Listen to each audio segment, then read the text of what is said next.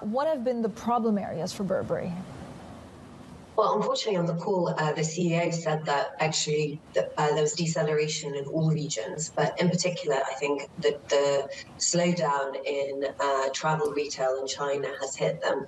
And I think for Burberry in particular, this is an ongoing story. So they're already launching a turnaround. They had a new creative director, Daniel Lee, who unfortunately for him, it's very unlucky. He joined just as there's this global slowdown in luxury.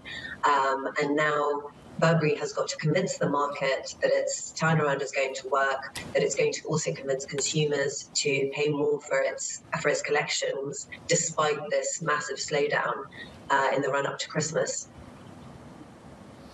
But Dasha, I guess the concern is this Burberry, or is this just luxury stocks in general that will be, down hit because they've done so well in the last 18 months or so? I would say it's a mixture. So today, LVMH and other luxury stocks sold down a little bit. In particular, LVMH doesn't have exactly the same kind of problem as Burberry because obviously it has lots of brands, so it can switch its marketing resources to different brands depending on what's working at the time. But I do think it's fair to say that there is a bit of a luxury slowdown.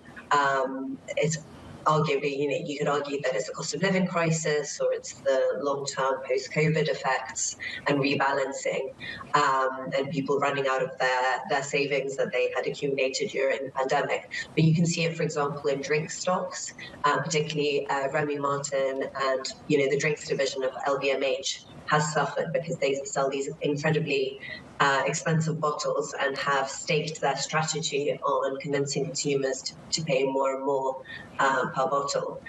So I think it's a mixture.